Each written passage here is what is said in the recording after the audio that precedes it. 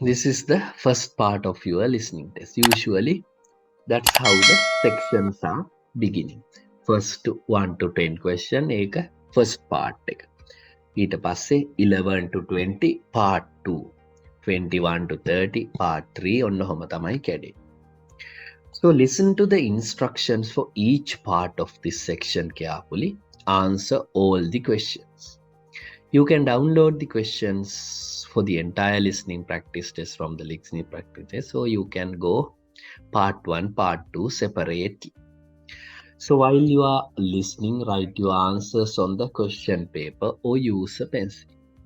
This method sometimes you can use, especially for your computer-based thing also. You can use a pencil and do it also very quickly. Usually the audio will be playing like this, and usually for the first section, first question is done for you. සාමාන්‍යයෙන් ඔය first question එක ගොඩක් දුරටම වගේ ඒගොල්ලෝ කරලා දෙනවා. I'm playing and first thing is to 1 to 5 questions. අපි පොඩ්ඩක් බලමු. This is just a practice now. Test 1. You will hear a number of different recordings, and you will have to answer questions on what you hear. There will be time for you to read the instructions and questions, and you will have a chance to check your work. All the recordings will be played once only.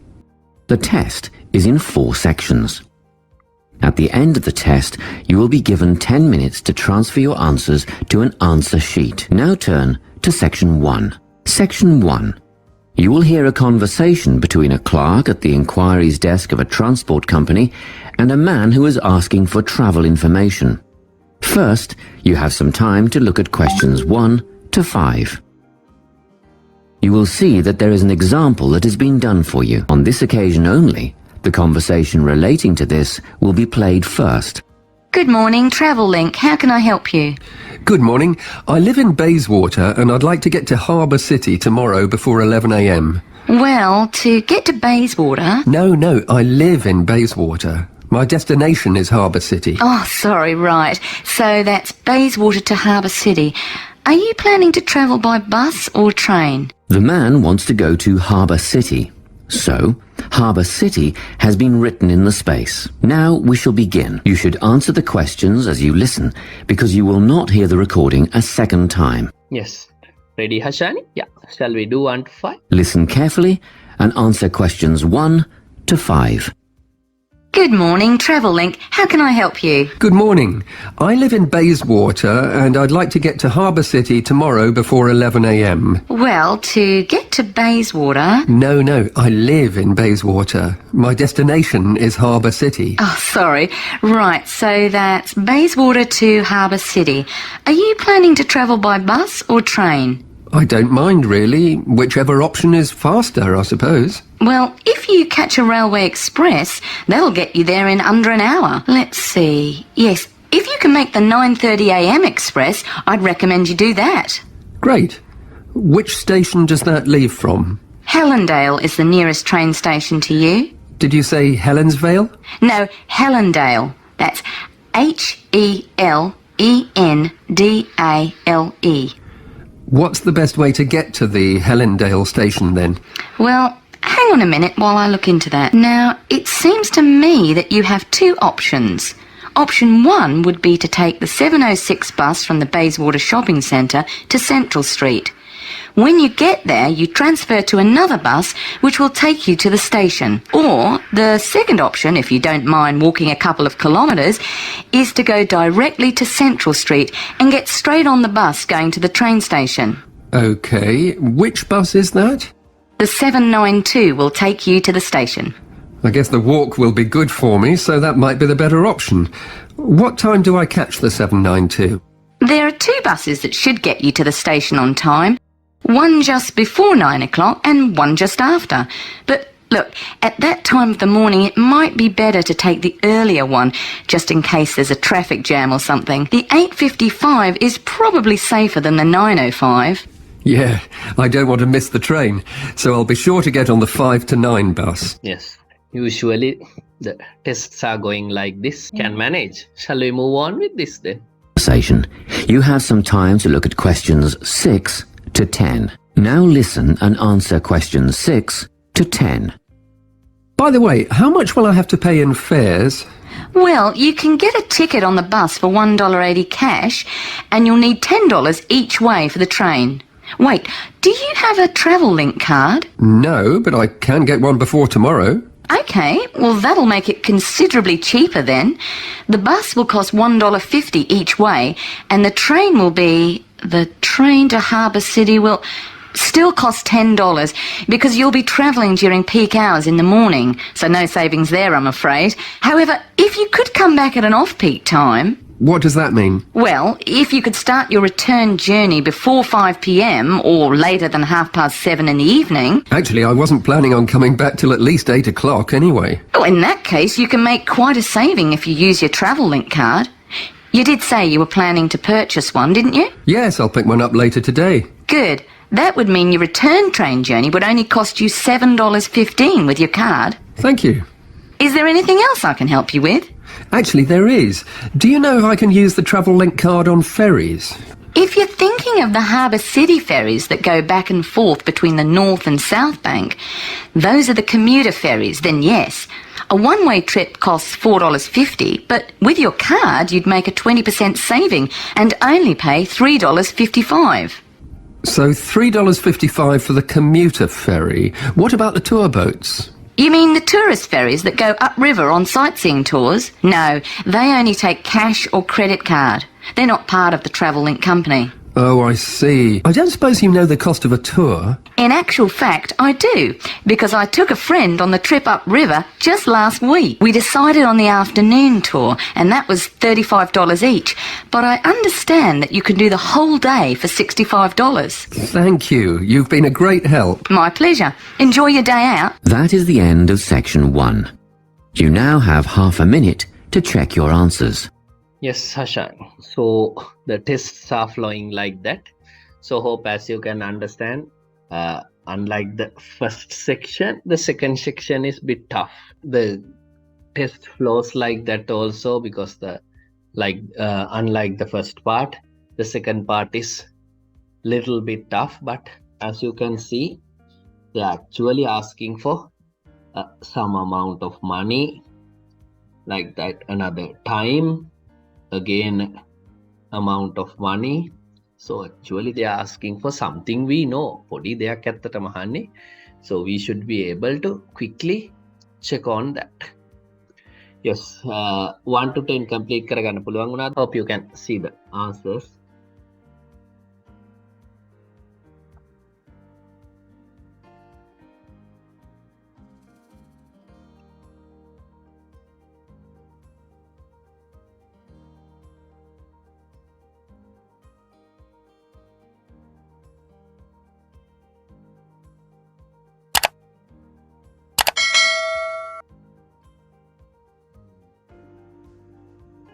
Section 2.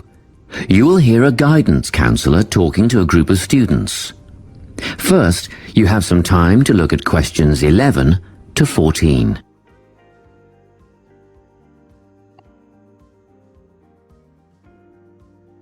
Listen carefully and answer questions 11 to 14. Hello everyone.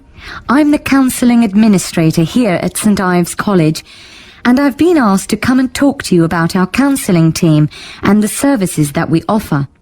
We have 3 professional counsellors here at St Ives, Louise Bagshaw, Tony Denby and Naomi Flynn.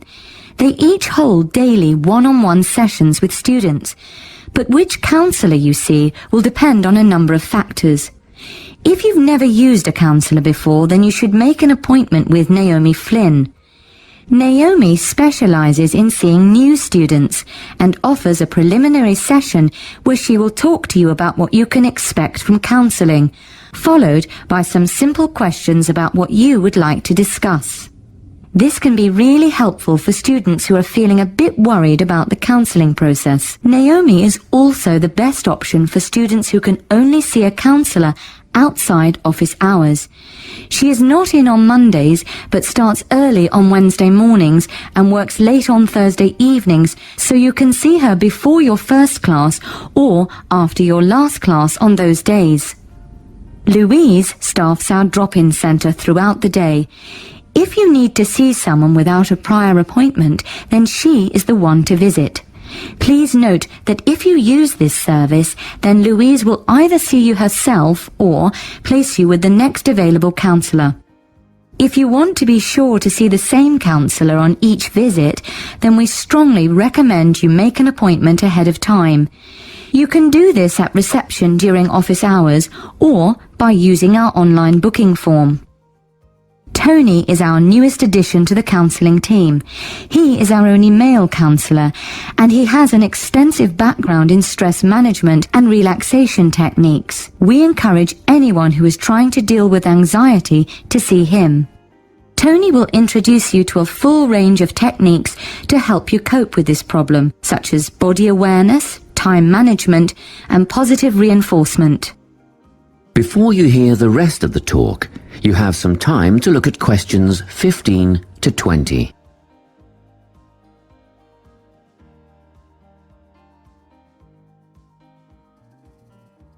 Now listen and answer questions 15 to 20. Each semester, the counselling team runs a number of small group workshops. These last for 2 hours and are free to all enrolled students. Our first workshop is called Adjusting. We've found that tertiary education can come as a big shock for some people. After the structured learning environment of school, it is easy to feel lost. In this workshop, we will introduce you to what is necessary for academic success. As you might expect, we're targeting first-year students with this offering. Getting organised follows on from the first workshop. Here, we're going to help you break the habit of putting things off, get the most out of your time, and discover the right balance between academic and recreational activities. With Getting Organised, we're catering to a broader crowd, which includes all undergraduates and postgraduates. Next up is a workshop called Communicating. The way people interact here may be quite different to what you're used to, especially if you've come from abroad. We'll cover an area that many foreign students struggle with: how to talk with teachers and other staff. We'll cover all aspects of multicultural communication. International students tend to get a lot out of this class, so we particularly encourage you to come along. But I must say that sometimes students from a local background find it helpful too, so everyone is welcome. The anxiety workshop is held later on in the year and deals with something you will all be familiar with: the nerves and anxiety that come when exams are approaching. Many students go through their entire academic careers suffering like this, but you don't have to. Come to this workshop and we'll teach you all about relaxation and how to breathe properly, as well as meditation and other strategies to remain calm. We've tailored this workshop to anyone who is going to sit exams. Finally, we have the motivation workshop. The big topic here is how to stay on target and motivated during long-term research projects. This workshop is strictly for research students, as less advanced students already have several workshops catering to their needs. Well, that's it. Thanks for your time. If you have any questions or want more information about our services, do come and see us at the counselling service. That is the end of section 2. You now have half a minute to check your answers.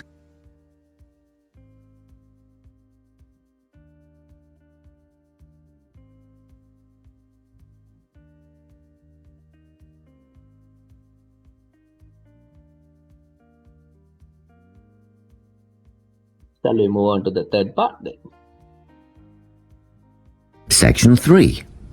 You will hear a conversation between a tutor and 2 students who are preparing for an English literature test. First, you have some time to look at questions 21 to 24.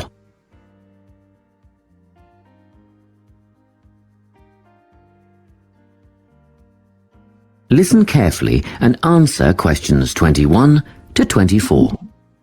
Hello, Lorna, Ian. Glad you could make it. You're the only 2 who put your names down for this literature tutorial, so let's get started, shall we? I want to run over some aspects of the novel The Secret Garden with you before the test next week. Be sure to take some notes and ask questions if you need to. Hey, Lorna, have you got a spare pen? Sure, here you are. Okay, so the story follows two key characters. You should refer to them as protagonists, who go by the names of Mary Lennox and Colin Craven. The story is set shortly after the turn of the 20th century, and the narrative tracks the development of the protagonists as they learn to overcome their own personal troubles together. That's quite a common storyline, isn't it? Yes, you're right, Lorna. So what can you tell me about the character of Mary? Well, in the beginning, she is an angry, rude child who was orphaned after a cholera outbreak and forced to leave India and move to the United Kingdom to her uncle's house in Yorkshire. That's right. And there she meets Colin, who spends his days in an isolated room, believing himself to be permanently crippled, with no hope of ever gaining the ability to walk. The two strike up a friendship and gradually learn, by encouraging each other, that they can both become healthy, happy and fulfilled in life. Will we need to remember a lot of these details for the exam? Just the basic outline. Examiners don't want to read a plot summary. They know what the book is about. Focus on narrative techniques instead, such as point of view. What's that mean? It's all about how we see the story. This story, for example, is written from the perspective of what is called an omniscient narrator. Omniscient means all-knowing. So, as readers, we get to see how all the characters feel about things, what they like and don't like, and what their motivations are in the story. Before you hear the rest of the conversation, you have some time to look at questions 25 to 30.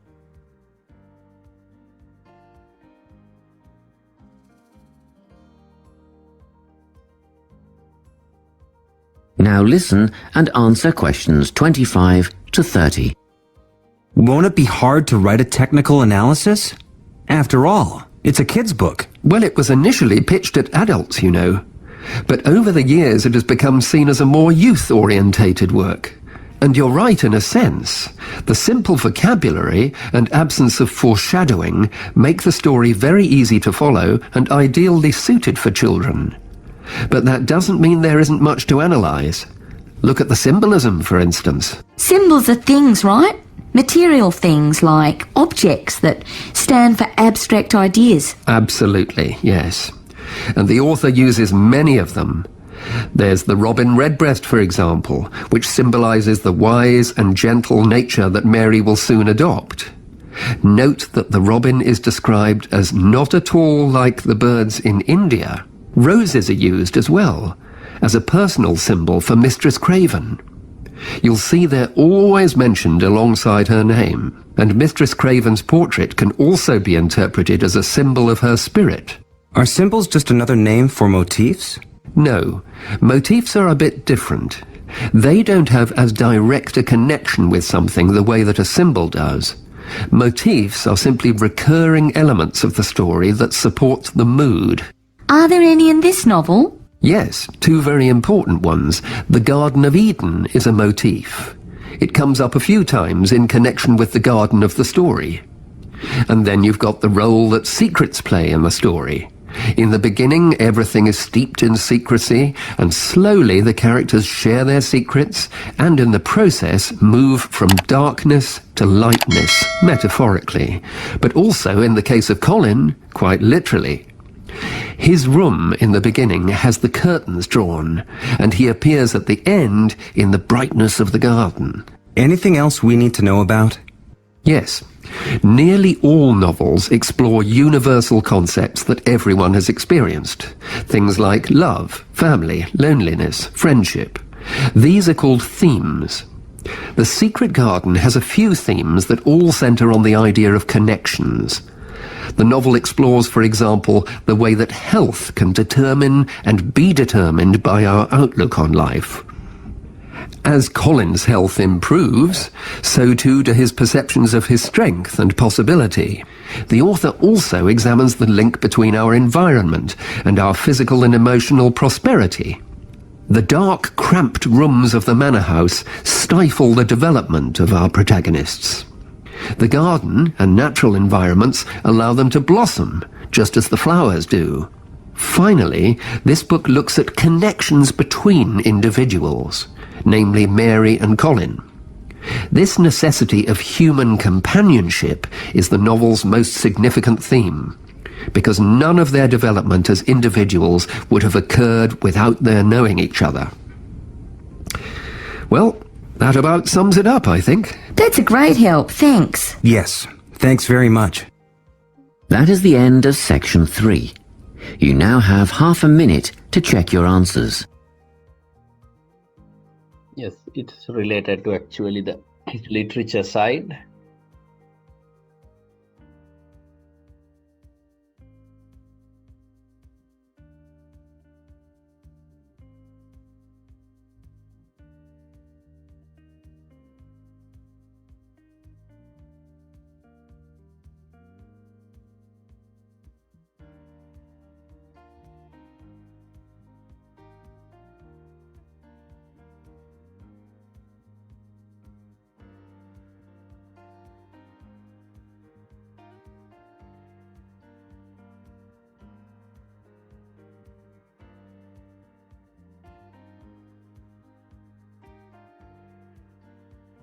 Shall we move to the section 4? Section 4. You will hear a talk on the topic of time perspectives. First, you have some time to look at questions 31 to 40.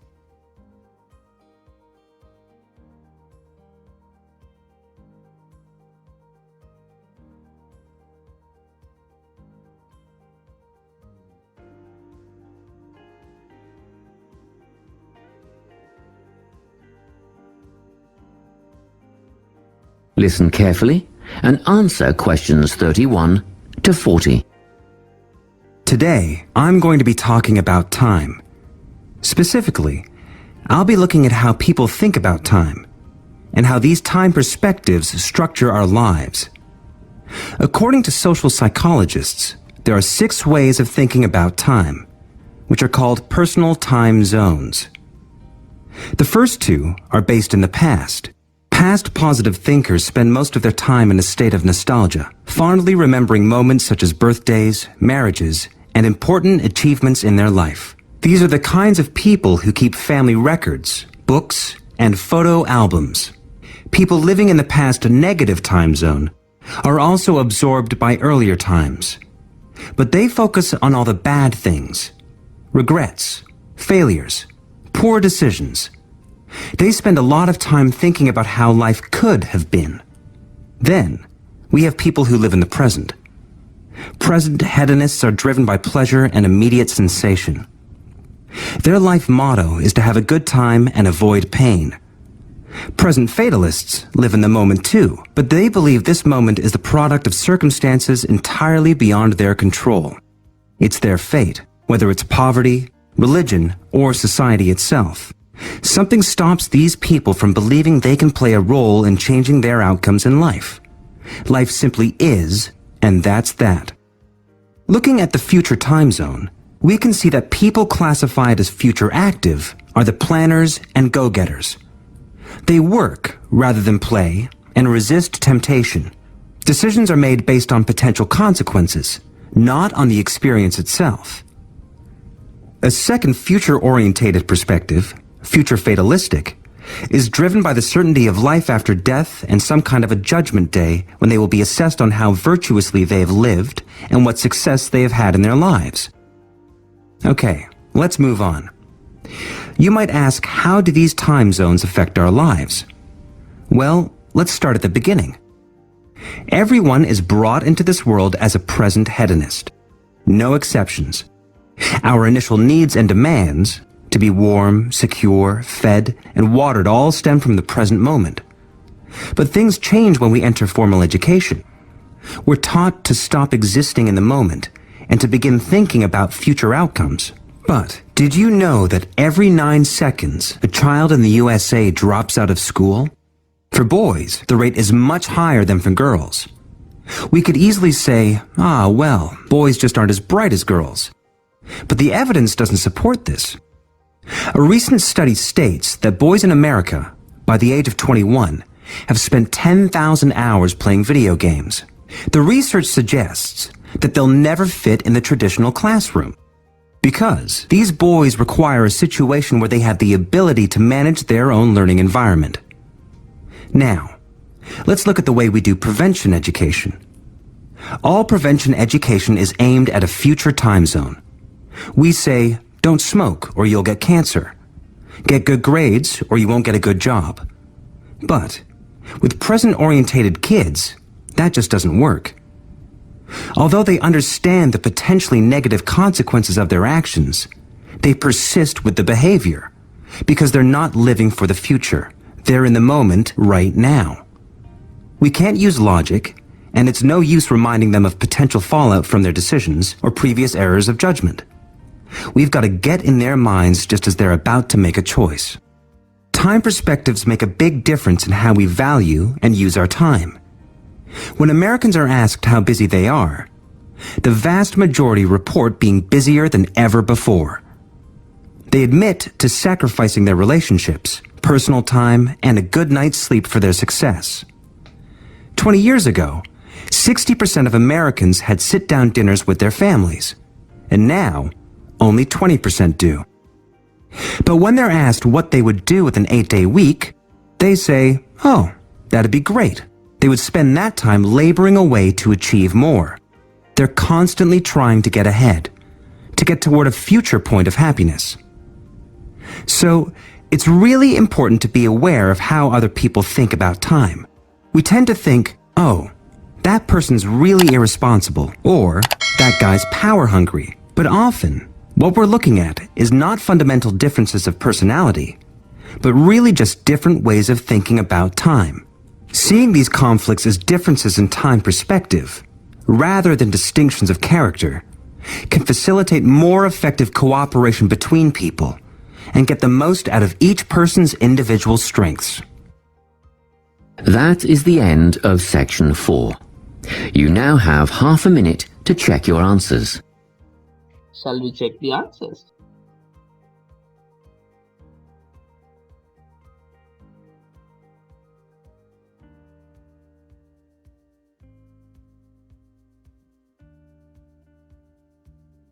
Okay. Thank you very much.